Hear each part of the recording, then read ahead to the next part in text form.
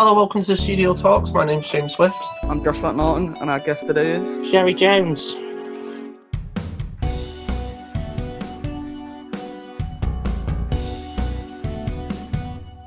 Hey Sheri, okay? Yeah, I'm good. Yeah, thank you. How are you too? I'm good, yeah. I'm good.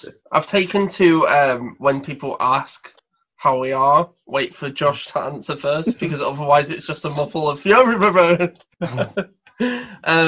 So let's just start with talking about what you do, about you and how you got involved with the studio. So I've known Louise for about 8 years, and one day I just went along because she was asking for people to come along and learn about music technology and stuff.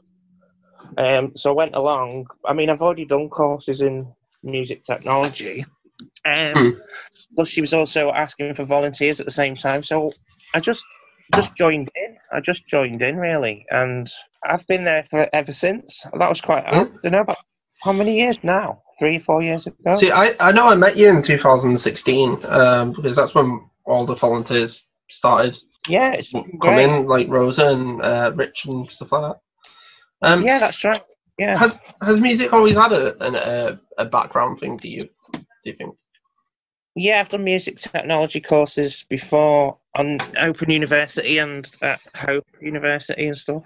So yeah, it's been a big thing for me. Got my own little studio and I've done a bit of composing before for Louise in the past. Oh, brilliant. So yeah, I think you need to know quite a bit about the tech. Plus, I've been involved in theatre for 10 years.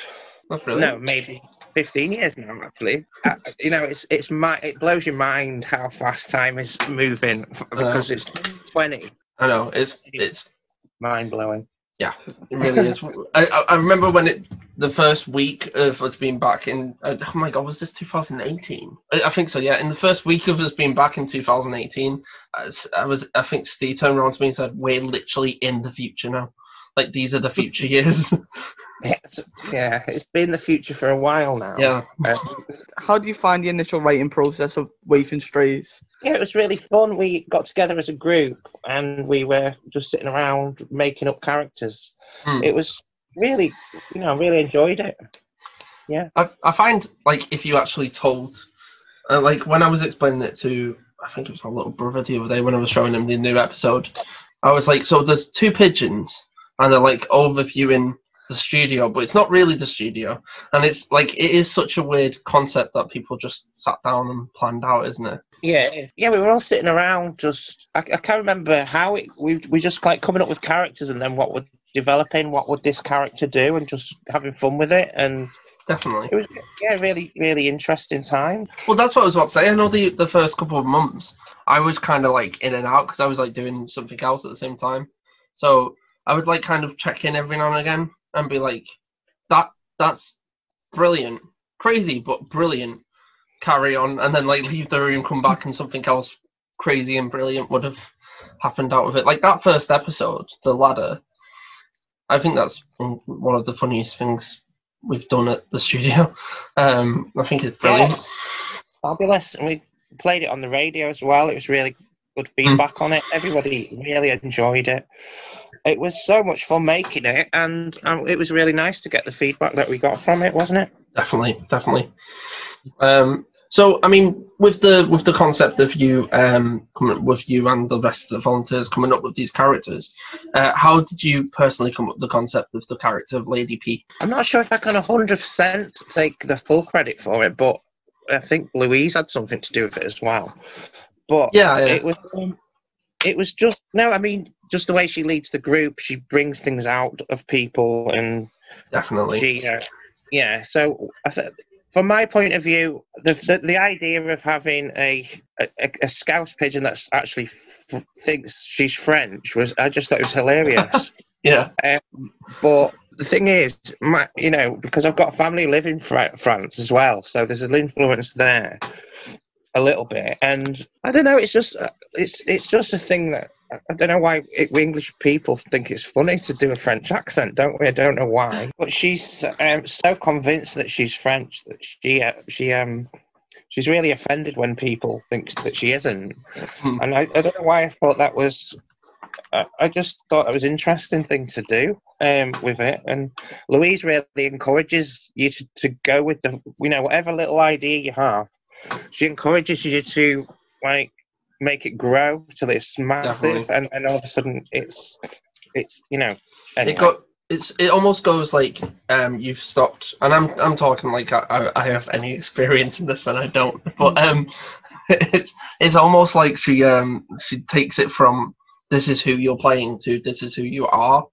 Does that make sense? Like you have to actually believe that you're a scouse pigeon pretending to be. Yeah, you're such a great director like that, and I guess because there's part of it's true in a way. True, you can go with the flow, can't you? And just project that to its extreme, and then the fact that she's a pigeon in the first place is actually quite ridiculous. But what would it be like if that was real? And if you've got an imagination, anything can be real, can't it? Exactly. I think that's the thing with this show, where you have to say, okay, so that it is two pigeons narrating what happens.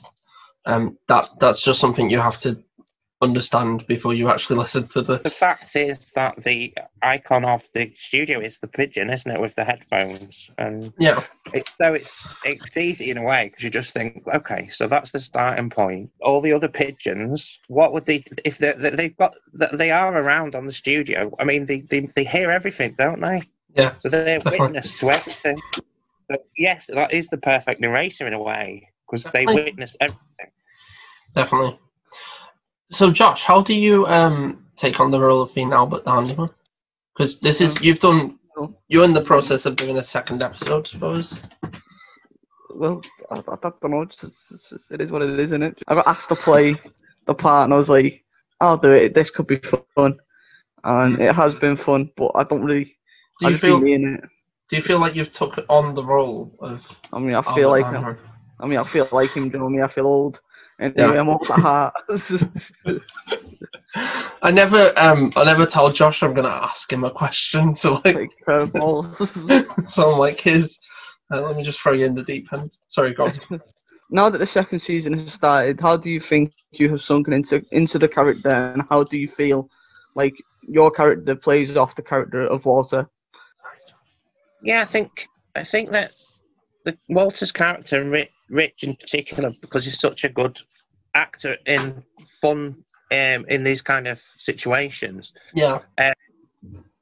He's we do work off each other quite well, I think, and that helps so much in developing the character because it's the character is one thing, but on its own, it's nothing without the other characters to work against. If you know what I mean? Definitely. I mean, it's the same with any duo, isn't it? I mean, you've got you can't have.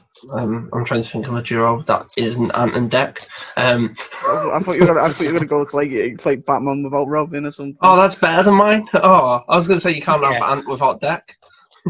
Yeah, I think we make a good double act in a way because and he's very good at like ad-libbing as well at times. I mean, sometimes you can take it a bit too far, and you like, can we actually go home tonight, Rich? That really helps sometimes to develop the characters, and I think I'm hoping that I help him to develop his character as well in that way. I think so in the second season, I've just been more. I've lifted off any restrictions that I might have put on myself. I feel like expanding that a little tiny bit. Like, I mean, with the cast themselves, the script is very much this is the bare bones of it. Feel free to add upon it. And the group we've got, they do that. They go, wouldn't it be funnier if we said this, or wouldn't? I feel like the group is also like not afraid to say what does this joke mean. Maybe change it just a little bit so it's a little bit more funnier or makes a bit more sense. So I do completely agree with the people involved with the writing process. We've got a good writing team, I think is what I'm trying to say. Yeah, I do think we've got a good writing team. And, I'd probably like to have been a bit more involved in that, but I don't have the commitment at the moment, so I'm not going to get more involved in that. But That makes sense. I do like the fact that we do evolve a script, you know, as we go along. We always be fair to the writer and go back to the writers to make sure that it fits with their vision as well. And the directors, and it's really good. Yeah, I think we've got a really tight group at the moment. Yeah, definitely. So, changing the subject slightly, how did you get involved with directing? It was involved with a couple of pretty big community theatre companies for about 10 years on the Wirral, and just sort of like learning my trade, because I like to get. I also do freelance technical work for theatre and stuff. But I also like to learn everything about a production. I don't know why.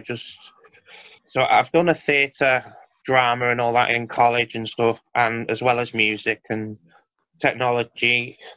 So it's just the way my career's gone has led me in towards theatre. So I got involved with a couple of large community theatre companies, to get more practice and stuff. And then I thought maybe this is a career I'd like to do, I suppose, but it's not, obviously a career.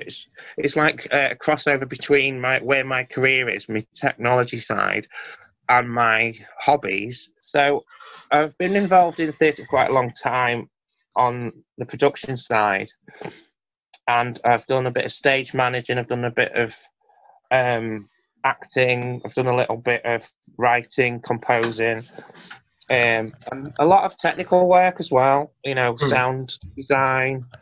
So I've really kind of picked up every aspect of a production from all sides. So I just thought, well, why can't I do it? So, and the studio is so supportive. So I just ended up just setting my own little company up, and we rehearse at the studio and put on a couple of plays at the studio, and it's been really good fun. From that, we done a slightly bigger production last time, and we took it on tour around the Northwest. It's been good. Oh, brilliant! So, a couple of competitions as well along the way. So was that part of Woolywood Productions? Yeah, we've done three full productions, plus we've done like a little Christmas production as well. I'll enjoy that. So, what has been your favourite show you've worked on? Whatever in my life or at the studio. Clarify. You raise the questions here, I just ask them. I mean, yeah, any in your life, I guess. What I guess what you've directed on. Favourite production that I've directed? Mm-hmm. I think it was probably the Ghost Crib.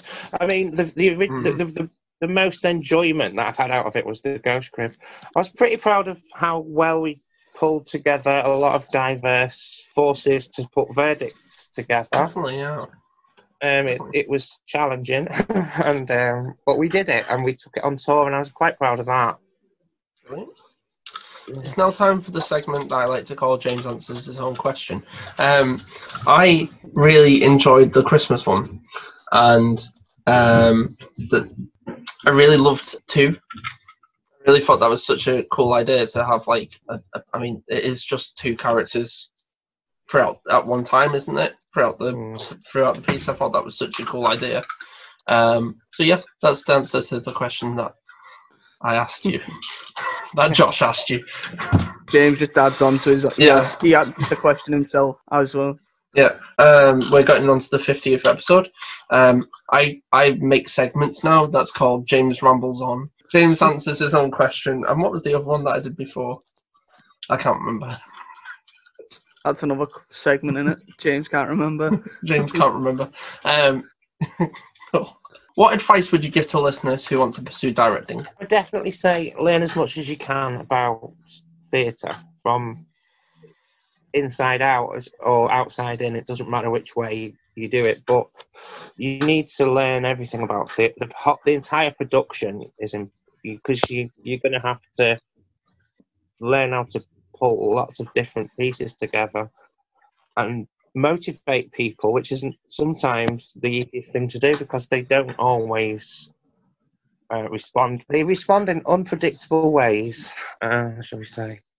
So that learn as much as you can. Definitely learn about acting because you can learn about method, Stanislavski's and method, whichever method you use. It's learn everything about it. How production. That's if you can cope with. If you think you know everything about theatre, you don't know anything. That's a good place to start. I like that. Is HCR Halton Community Radio, by the way? Yeah. I was right in my head. How did you get involved in Halton Community Radio? Well, funnily enough, it was the studio again because we had our own little show, didn't we, on a Saturday evening. I've long been interested in getting involved, but been a bit afraid to do so. And then we all did. Were you there as well, James? I was, yes, I was. No, it was a lot of fun. We had it for, was it a year we had it for? We did a whole year, and we had the studio radio show. Was that the name of it? I think, yeah. Yeah. Studio. I know we called ourselves the Studio Posse. We did, and it was we got low. It was fun, wasn't it? It was fun. Yeah, it was. So we were, and one evening when Andy Robb just said to me, he said, "You should have a go at this. You know, you seem to really enjoy it." And I was like, "Okay," so I did. And yeah, I've always enjoyed radio. I listen to a lot of radio music. Definitely. I think it's. I love the idea of doing a radio show. Like, I mean, that's what I love about always wanting to do a podcast as well, where I do love this medium with. Yeah, that's all I listen to nowadays and walk about the podcast. Josh, can I ask you a question? If you want. Would you like to guess how many? I literally just thought this. Would you like to guess how many people we've interviewed who has their own show On the radio? Yeah. 5. Maybe 5? 6. I don't know. I know Keith has one, doesn't he? Georgina's husband. Yeah. Does John have one? I don't think so. I don't know. Go on. Enlighten me. It's Sheri. We've got Keith. We've got Pete, and then there's also Mark. That's 4. 24. I think it's 4. Yeah. I'm definitely forgetting someone, and then that's going to be good. This is all good content, by the way. I'm definitely not boring. You could say that the studio's taken over HCR. Well, it is our plan. Cool. So, how do you approach actually doing your own radio show? I listen to a lot of music. As the week goes by, I find songs that I'm listening to, and I think, yeah, that'll be good for the show, and I put it in a list, and then by about Wednesday or Thursday, I start to think about the shape of the show, and I put it together and turn up on Saturday. Usually change my mind last minute about 1 or 2 tracks and I don't have a script or anything. I just sort of say whatever comes into my mind at the time. So if I'm in a good mood, then I usually try to be in a good mood because I think that's the point of radio, is to try and entertain and definitely. I can educate people, but on HCR that's not the main thing. I want to entertain people. Yeah. And, I think you can tell them how much I love music with other people. So definitely. Yeah. I think you can tell in people's voice if they just cannot be bothered doing it. Like we've not interviewed anyone who has this, but I mean I feel like you would be able to tell if they're like, I really don't want to do this, I'm bored. And I think that definitely goes for radio. If you go in with a bad mood, you're gonna be in. Yeah, it's not gonna go well, is it? Yeah, definitely. Yeah. Cool. So, what advice do you have for listeners who want to pursue doing a radio show? Anyone can get involved with the community radio station. Just find your local community radio station. Try and get involved. But also, there are YouTube videos about how to be a good presenter and videos about confidence. I think confidence is part of it. Definitely. I'm not always the most confident person, but sometimes when it's live, I can just switch it on. I don't know how, but yeah. I was going to say, with podcasts, I've been really nervous. I was going to say, like we were saying this with Rich the other day. Where do you put on a role, like a different? Do you act in a role when you're doing a radio? It's me, but it's me in character of sort of the best of me, if you know what I mean. I don't know. It's completely different, you know. We were saying this in the last episode where we put on a confident attitude for this. Does that make sense? Yeah, definitely. I think you've got to, as we've just discussed. I mean, if you're not at least acting like you're confident in what you're doing, people aren't going to want to listen to it, if that makes sense. So I feel like you've got to really. Yeah, I agree with that. I mean, advice for listeners who want to pursue a radio show. You do need to sort of find that confidence. But sometimes, and I say this about theatre as well, sometimes you find confidence by doing it. Yeah, like pretending that you have that confidence. When I was in school, this is a really interesting story. When I was in school, I would have like a friend who would be like, "Come on, we've got to talk to people. We've got to be friends with people." And like one day, I was like, "Right, I'm gonna pretend like I'm not shy." And like to this day, I am still pretending to not be shy. So am I, James. Actually, I mean, I am. Yeah. Yeah. Cool. So where can people find you online and your radio show? So the radio show is on, my current radio show is Fridays at 4 till 6, which is the Fab Show. I'm also on twice a month on Saturday morning doing Wake Up to the Weekend. You can find me on Twitter. You'd have to be able to spell it. So I can say it as Quichihi, which is Quichihi.